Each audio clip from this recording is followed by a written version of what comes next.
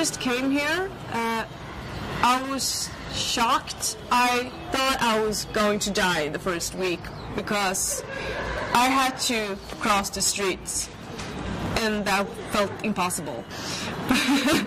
But after being here, it's not different.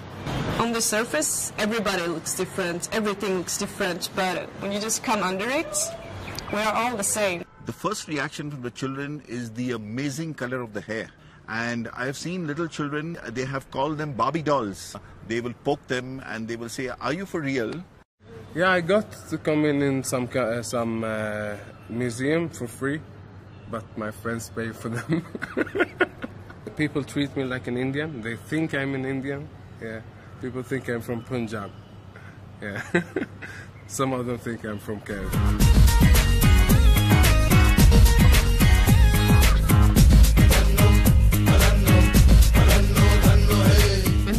India program started, we were having all the concerns about how these foreign students are going to be with us, what the women will feel, what the students will also feel while they are roaming in the red light area, interacting with sex workers. The language is going to be the barrier and all, but gradually we learned that it's really not an issue. The concern, the feelings and the approach the students are having with the women was so obvious and so full with sensitivity and humanity. I think they never felt that they are from different world. So I think the words are coming closer.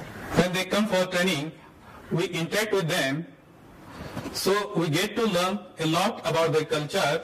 It adds value to our learning. Sweden for us in India has been exemplary on many counts.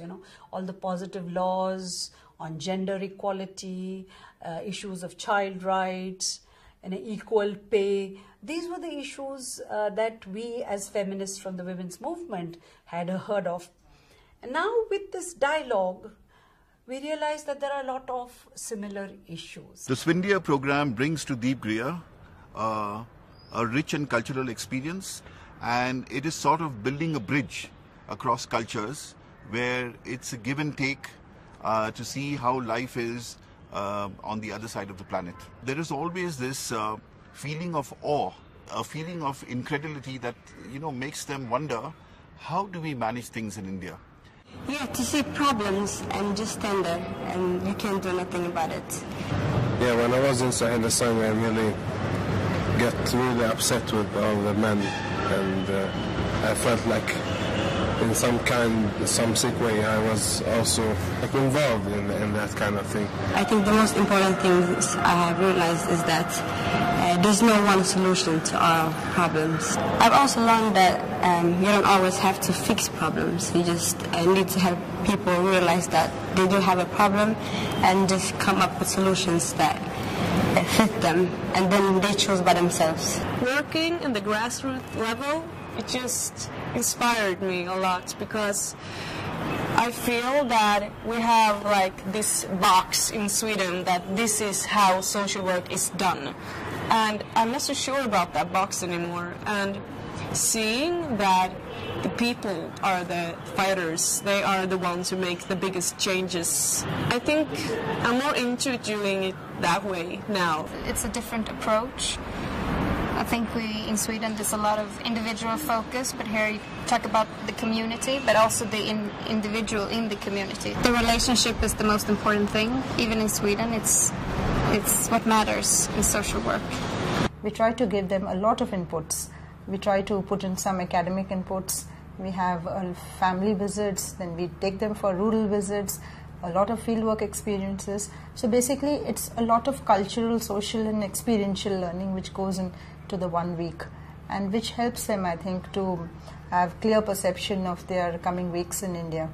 Our students, I think, they benefit the most because they get this exposure of interacting with foreign students.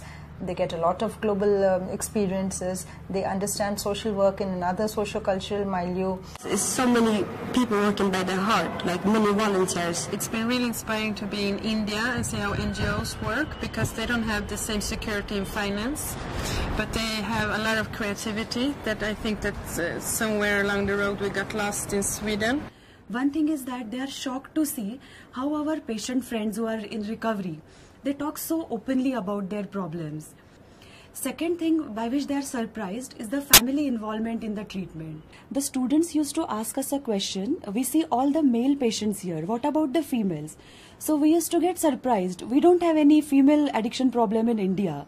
But then the picture started changing. 5 years back we had to start a separate center for women, and actually this idea we got from these students.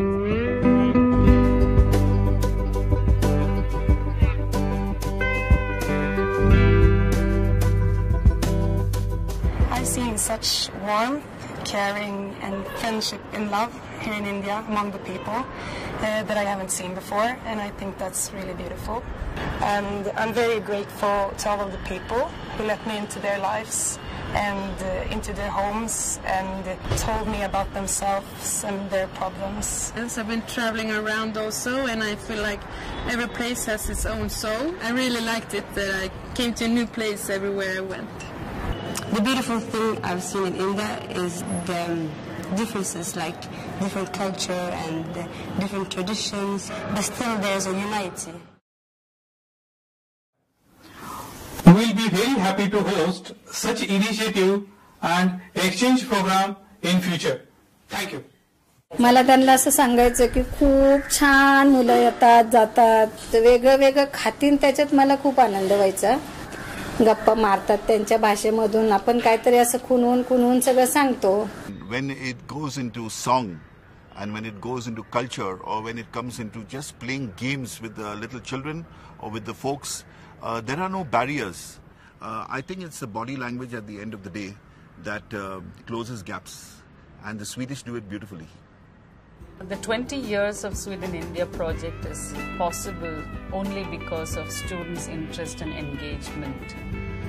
It shows, it comes up again and again that you can't teach culture in classroom, and you can't really get the pulse of people's life from textbooks. So this project is all about people. The learners are people, the learned are people, and the learned are the people. And I convert every accident into a learning process for them. I also help them, separate what's really cultural and what's really human and very universal.